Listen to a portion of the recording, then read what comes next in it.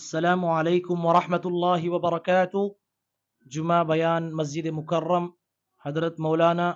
افتقار احمد محسن رشادی دامت برکاتہم۔ بزرگان محترم، معزز سامعین کرام، نوجوانان عزیز، الحمدللہ شعبان المعظم شروع ہو چکا ہے۔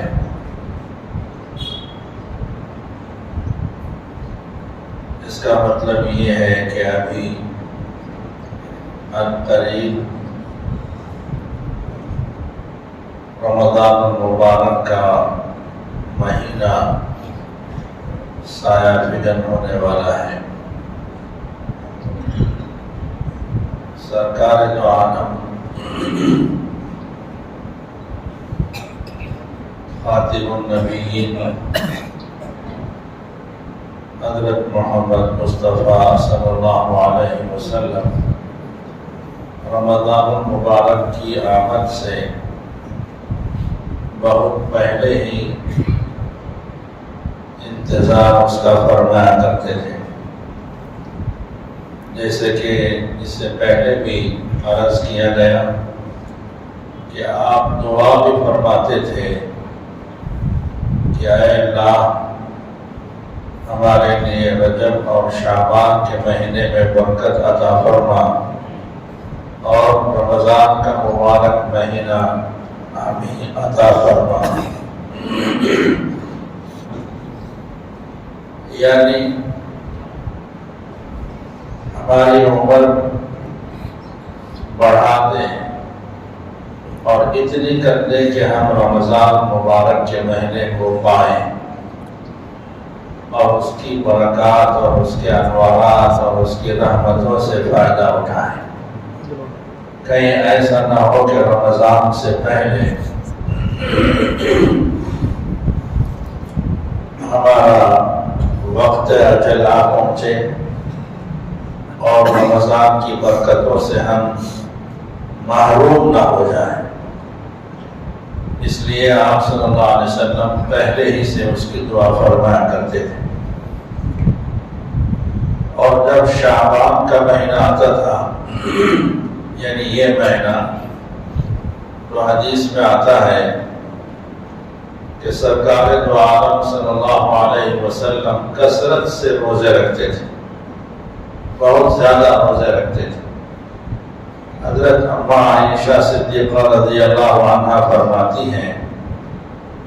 کہ میں نے آپ صلی اللہ علیہ وسلم کو رمضان مبارک کے علاوہ میں نے کثرت سے روزے رکھتے ہوئے شعبان کے سوا اور کسی مہینے میں نے نہیں دیکھا۔ یعنی کثرت سے روزے رکھنے کا معمول آپ صلی اللہ علیہ وسلم کا شعبان کے مہینے میں ہوا کرتا تھا۔ اور خود حضرت عائشہ رضی اللہ عنہا فرماتی ہیں کہ ان کے جو روزے چھوٹ جاتے تھے، قضا ہو جاتے تھے، نسوانی مجبوری کی وجہ سے، جسمانی عذر کی وجہ سے، تو وہ روزے میں شعبان کے مہینے میں رکھا کرتی تھی، اس لیے کہ رسول اللہ صلی اللہ علیہ وسلم بھی روزے سے ہیں اور میں بھی انہی دنوں میں روزے سے ہوں۔ اس طرح قضا روزوں کی ترتیب اور ان کو پورا کرنے کا موقع مجھے شعبان کے مہینے میں ملتا تھا۔ اس سے بھی معلوم ہوتا ہے کہ سرکار دو عالم صلی اللہ علیہ وسلم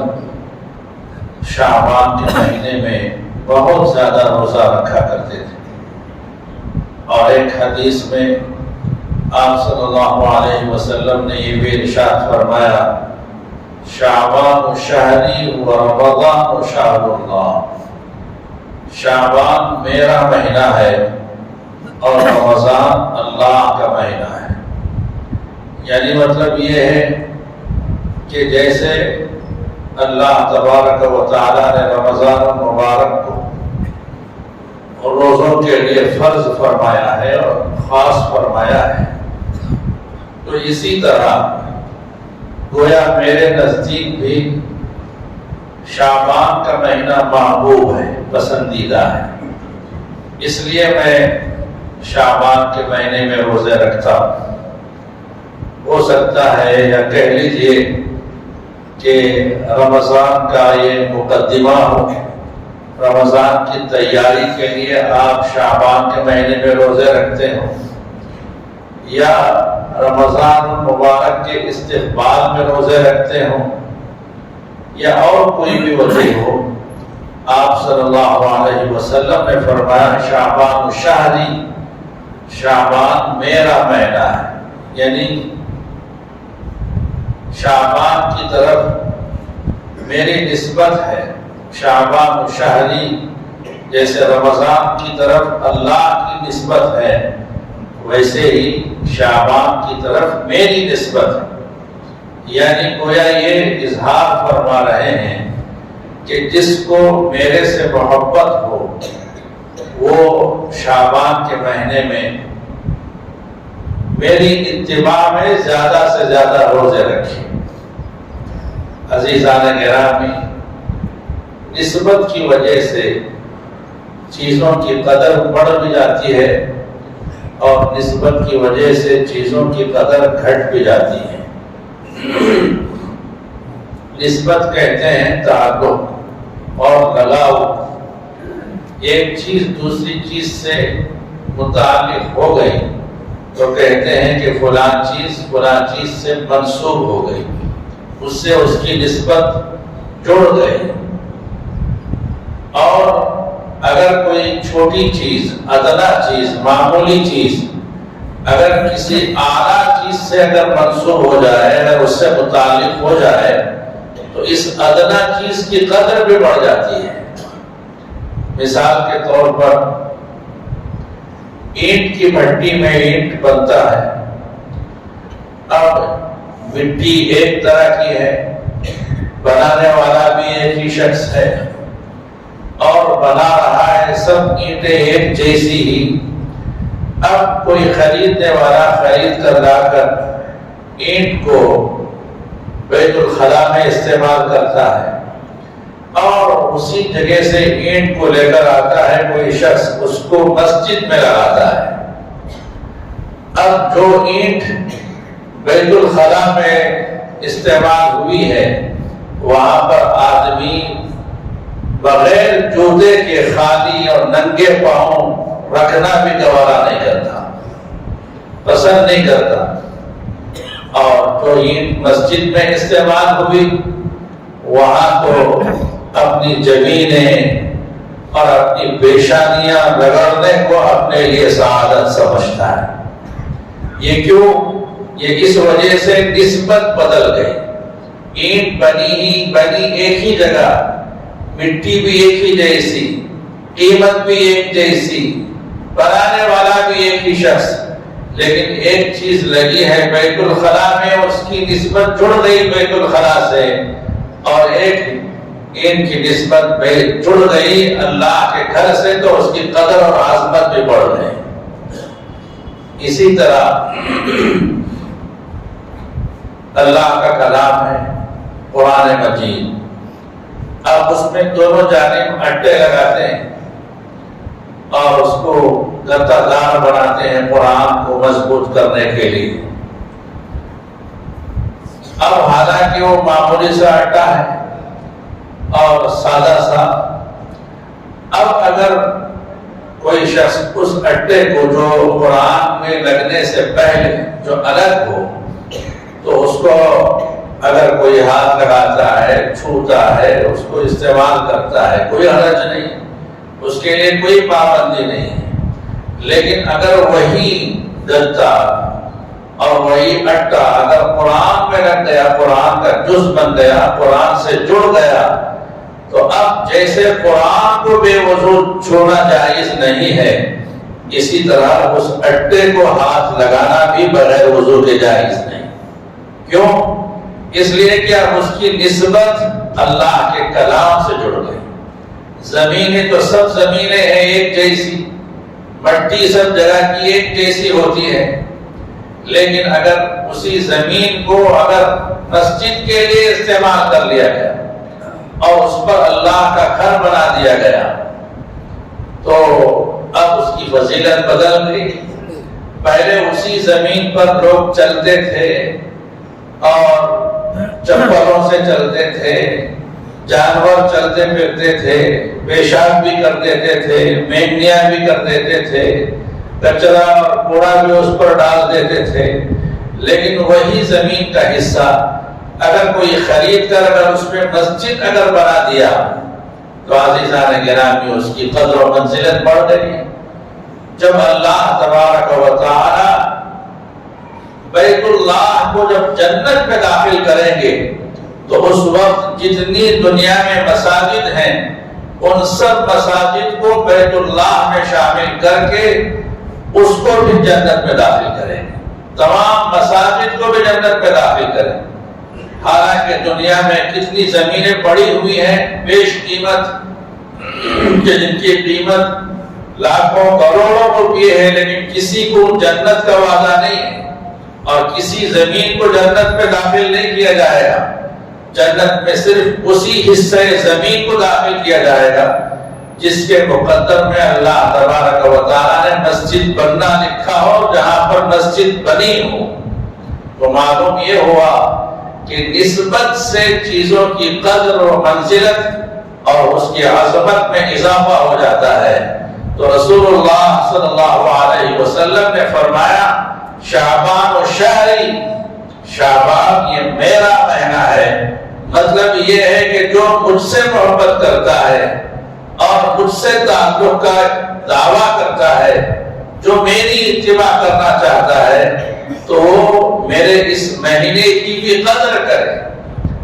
اور میرے اس مہینے کی قدر کیا؟ قدر یہ ہے کہ اس میں روزے رکھے، جیسے میں روزہ رکھ رہا ہوں، گویا کہ آپ صلی اللہ علیہ وسلم نے اپنے عمل سے اس کا اظہار فرمایا۔ اور آپ صلی اللہ علیہ وسلم کی اتباع میں اگر شعبان کے مہینے میں اگر کوئی روزہ رکھتا ہے تو وہ روزہ زیادہ فضیلت والا ہے اور دنوں کے مقابلے میں، رمضان کے علاوہ اور دنوں کے مقابلے میں شعبان کے مہینے میں آپ صلی اللہ علیہ وسلم کی تابعداری اور اتباع کے خیال سے جو آدمی روزہ رکھتا ہے اس روزے کا مقام اور مرتبہ اور روزوں کے مقابلے میں بڑھ جاتا ہے۔ عزیزان گرامی، اور اسی طرح شعبان ہی کے سلسلے میں حدیث میں یہ بھی آتا ہے کہ آپ صلی اللہ علیہ وسلم نے فرمایا کہ اذا انتصف شعبان فلا تصوموا، جب شعبان کا آدھا مہینہ گزر جائے تو اب روزہ نہ رکھو، یعنی 15 تک روزہ رکھو، اور جو بھی روزہ رکھنا چاہتے ہو، نفلی روزے، مستحب روزے ہیں، جو بھی روزے رکھنا چاہتے ہو تو 15 تک رکھو، لیکن 15 کے بعد روزے نہ رکھو۔ ایک حدیث یہ بھی آتی ہے۔ تو اس کا کیا مطلب ہے؟ 15 تاریخ کے بعد یعنی 15 شعبان کے بعد روزہ رکھنے سے جو منع کیا گیا ہے، اس کا کیا مطلب ہے؟ تو علماء فرماتے ہیں کہ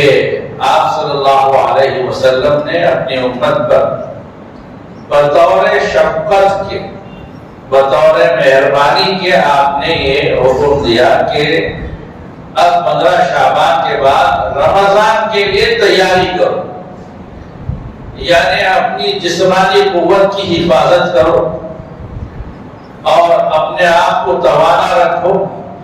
تاکہ رمضان کے جو فرض روزے ہیں ان کی ادائیگی میں کوئی کمزوری پیدا نہ ہو، کوئی اضمحلال پیدا نہ ہو، بلکہ ان کو پورے شوق اور ذوق کے ساتھ اور چستی اور دلچسپی کے ساتھ تاکہ رمضان میں روزے رکھ سکو۔ اس لیے شعبان کے مہینے کے 15 دنوں کے بعد روزہ رکھنے سے آپ صلی اللہ علیہ وسلم نے بطور شفقت کے منع فرمایا ہے۔ ورنہ اگر کسی کے روزے قضا ہیں تو وہ قضا روزے رکھ سکتے ہیں، 15 شعبان کے بعد، یا اگر کوئی شخص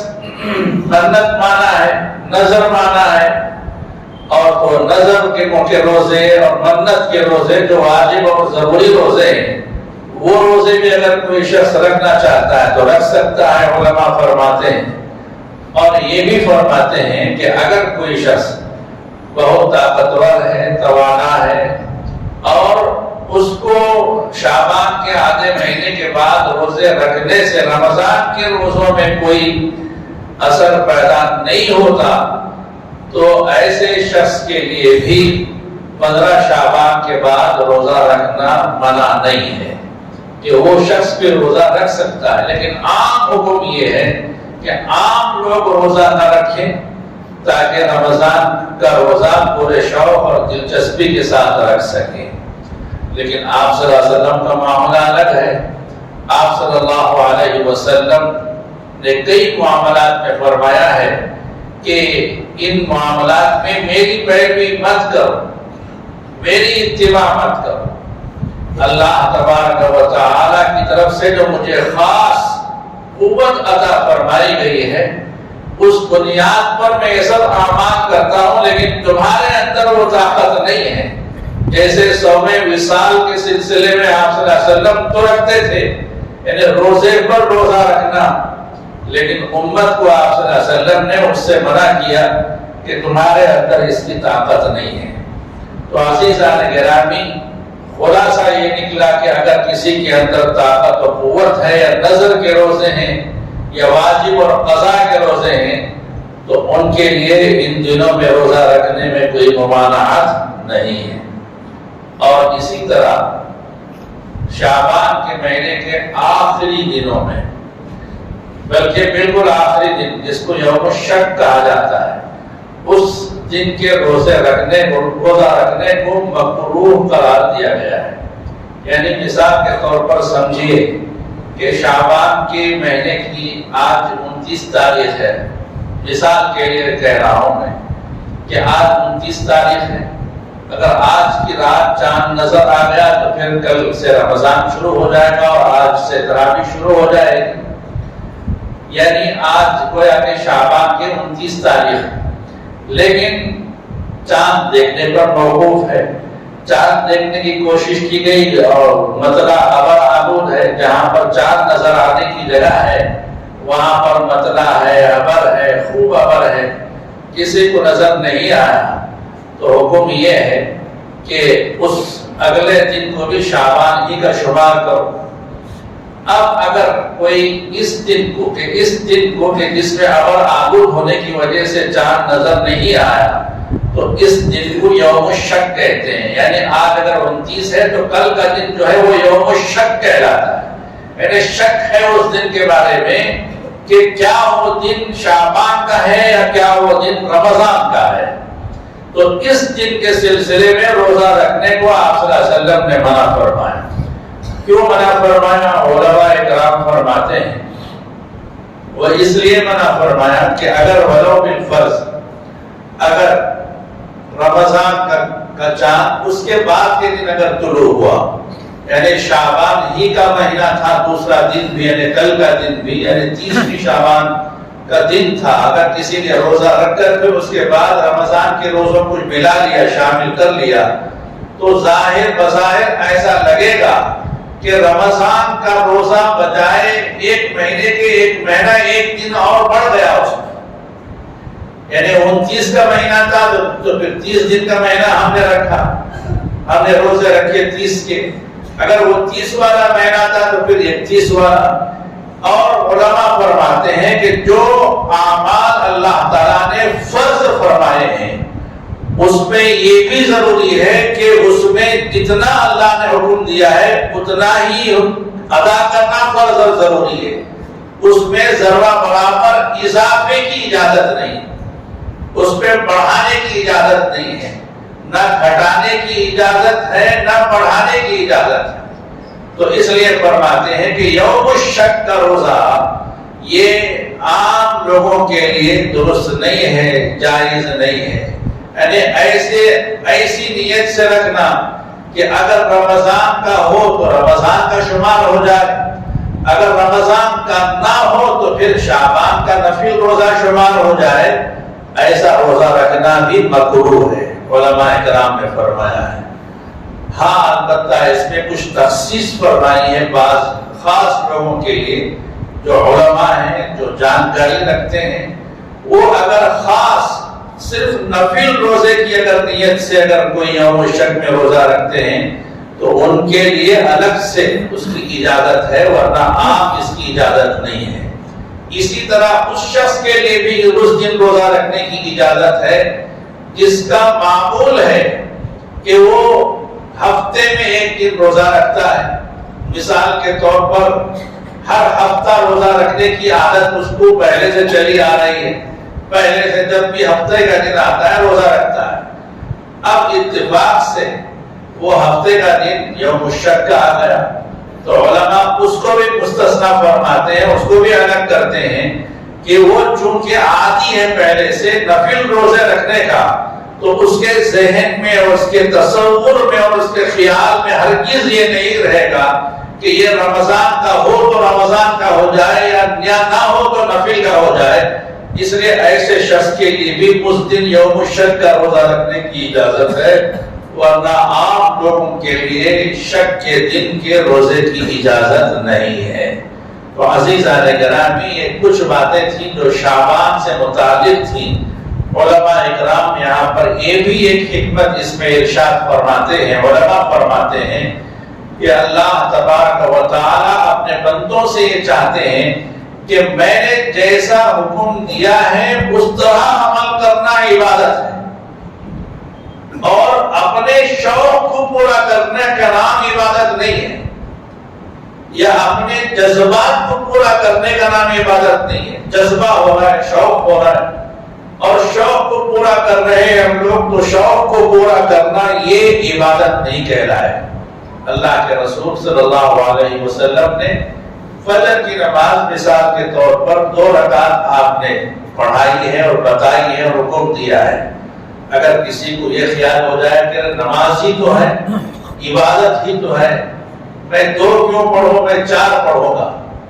اس لیے کہ عبادت ہی ہے، عبادت تو زیادہ سے زیادہ کرنا چاہیے۔ اگر کوئی 4 رکعت اگر فرض نماز اگر فجر کی پڑھتا ہے تو وہ نماز مقبول نہیں ہوگی۔ کیوں؟ اس لیے کہ اللہ کے رسول صلی اللہ علیہ وسلم کے ذریعے سے اللہ تعالیٰ نے جو حکم جیسے دیا ہے اسی طرح کرنا یہ عبادت ہے۔ اور 1 رکعت میں 1 رکوع اور 1 رکعت میں 2 سجدے، اگر کسی کا جذبہ اور شوق بڑھ گیا، میں نہیں 1 رکعت میں 3 سجدے کروں گا، نماز مقبول نہیں ہوگی۔ تو عزیزان گرامی، اسی طرح رمضان کے سلسلے میں بھی اللہ تعالیٰ نے یہ حکم دیا ہے کہ اب سے رمضان شروع ہو رہا ہے، آج سے روزہ رکھو، تو آج سے روزہ رکھنا عبادت ہے۔ 1 دن پہلے سے روزہ رکھنا یہ خلاف ہے، یہ اللہ کے حکم کے خلاف ہو جائے گا۔ یا پہلے رکھ لینا یا بعد میں 1 دن پڑھا کر رکھ۔ اسی طرح آپ نے یہ بھی سنا ہوگا کہ رمضان کے جب عنوان پر جب باتیں کی جاتی ہیں تو اس وقت یہ بات بھی آتی ہے کہ سحری کے لیے وقت طے ہے کہ اتنے گھنٹے اور اتنے منٹ پر سحری کا وقت ختم ہوتا ہے۔ اب اگر کوئی شخص اس وقت سے 2 گھنٹے پہلے اگر سحری کر کے اگر سو گیا مثال کے طور پر، یعنی وہیں سے روزے کی نیت کر لیا، تو یہ بھی احادیث کی روح سے پسندیدہ نہیں ہے۔ کیوں؟ اس لیے کہ اس نے روزے کی وقت کی مقدار میں اس میں اضافہ کر لیا۔ روزے کا جو وقت جو شروع ہو رہا ہے وہ صبح صادق ہے، تو اس وقت تک جب کھانے کا حکم ہے تو آخری وقت تک کھانا یہ عبادت ہے۔ میں طاقتور ہوں، مجھے بھوک نہیں لگتی، اس لیے میں سحری نہیں کروں گا، یا اگر کروں گا تو 2 گھنٹے پہلے کر کے میں سو جاؤں گا یا میں دوسرے کام میں لگ جاؤں گا۔ عزیزان گرامی، یہ پسندیدہ عمل نہیں ہے۔ اسی طرح افطاری کے وقت مقرر ہے اتنے گھنٹے اتنے منٹ اتنے سیکنڈ پر افطاری شروع ہو جاتی ہے، تو اسی وقت افطاری کرنا یہ عبادت ہے۔ کچھ نہ کچھ کم سے کم ایک گھونٹ پانی پی لے اور یہ ظاہر کرے کہ میں تیرے حکم کا بندہ ہوں۔ جب تو کہے کہ کھانا کھاؤ تو کھانا کھانا عبادت ہے، جب تو کہے کہ کھانا چھوڑو اور بند کرو تو کھانا بند کرنا عبادت ہے۔ پھر افطاری کے موقع پر جب اللہ کی طرف سے حکم آئے تو کھاؤ تو کھانا عبادت ہے، اور اس وقت اگر کوئی کھانے میں تاخیر کرتا ہے، افطاری میں تاخیر کرتا ہے، تو یہ عبادت سے کے خلاف والا عمل ہے۔ تو بہرحال عزیزان گرامی، یہ شعبان کا مہینہ ہے جس میں ہم اور آپ ہیں، اور اس کے سلسلے میں احادیث میں جو آیا ہے میں نے وہ آپ کے سامنے عرض کیا۔ اس میں شعبان کے مہینے میں ایک رات آنے والی ہے جس کو 15ویں شب کہتے ہیں،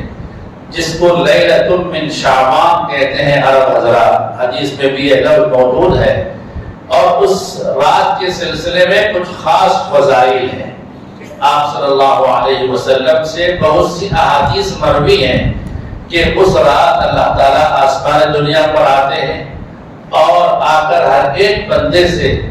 یہ خطاب کرتے ہیں کہ ہے کوئی بندہ معافی چاہنے والا، میں اس کو معاف کروں، ہے کوئی بندہ جو مغفرت چاہنے والا، میں اس کی مغفرت کروں، میں اس کو رزق عطا کروں، ہے کوئی پریشان حال ضرورت مند، میں اس کی ضرورت کو پورا کروں۔ یہ سلسلہ پوری رات چلتا رہتا ہے۔ تو شعبان کے مہینے کی وہ 15ویں شب، اس کی خاص فضیلت پہلے سے چلی آ رہی ہے، صحابہ اکرام رضوان اللہ علیہ مجمعین کے دور سے، اس کے بعد تابعین، تبع تابعین کے دور سے۔ اس لیے اب جو 15ویں شب آنے والی ہے اس کے لیے پہلے ہی سے آپ حضرات اس کے لیے ذہن بنا لیں اور تیاری کر لیں کہ 15ویں شب میں ہم کو اور دوسری کوئی مشغولیت مصروفیت نہیں رکھنی ہے، بس وہ رات عبادت کے لیے ہے، صرف عبادت کریں گے، نمازیں پڑھیں گے، تلاوت ہے، ذکر و اذکار ہے، دعائیں ہیں، نفل نمازیں ہیں، صلاۃ الحاجات ہے، صلاۃ الاستغفار ہے، صلاۃ التسبیح ہے، یا قضاء عمری ہے، جو بھی بہرحال وہ رات پوری کی پوری عبادت میں گزارنا یہ افضل اور بہتر عمل ہے۔ اور اسی طرح اس کے بعد والا دن یعنی 15ویں شب کے بعد والا جو 15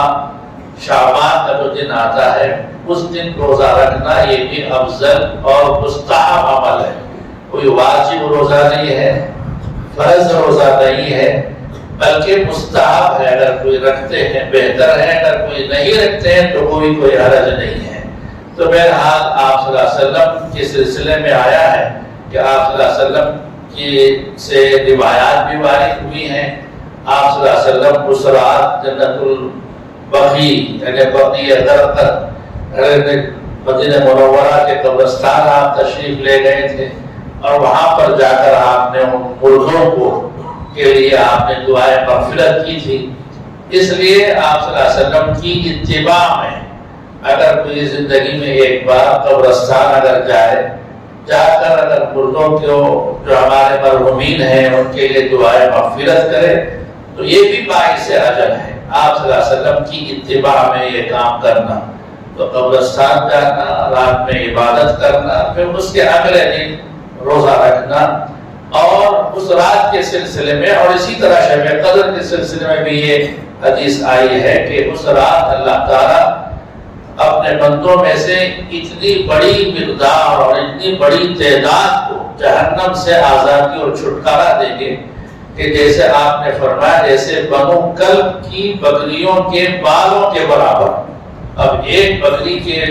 جسم پر کتنے بال ہوتے ہیں کوئی اندازہ نہیں کر سکتا۔ اب وہ بنو کلب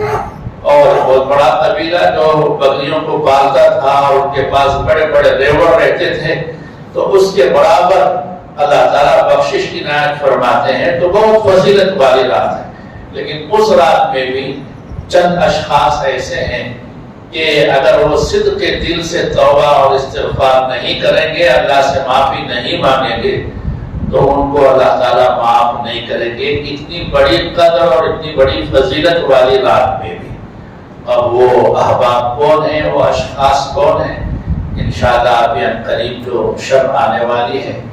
اس میں انشاءاللہ آپ کو بتایا جائے گا۔ اور ویسے بھی آپ حضرات کے علم میں ہے کہ اس میں مشرک بھی ہے، قاتل بھی ہے، زانی بھی ہے، اور رشتہ ناطہ توڑنے والا بھی ہے، چغل خور بھی ہے، اور اسی طرح اپنا ازار یا اپنی تہمت جو ٹخنوں سے نیچے جو لڑانے والا وہ شخص بھی اس میں موجود ہے، والدین کا نافرمان بھی ہے۔ اس طرح کے اشخاص ہیں۔ اگر یہ لوگ بھی اگر اس رات صدق دل سے اللہ سے گڑ گڑا کر توبہ کر کے پورے عزم کے ساتھ اگر توبہ کریں گے، معافی مانگیں گے، تو اللہ تعالیٰ ان کی بھی بخشش کر دیں گے، ان کو بھی معاف کر دیں۔ بہرحال بقیہ باتیں انشاءاللہ آئندہ عرض کی جائیں گی۔ دعا فرمائے اللہ تبارک و تعالی مجھے آپ کو ان کہی ہوئی باتوں پر عمل کی توفیق عطا فرمائے۔ وآخر دعوانا الحمدللہ رب العالمین۔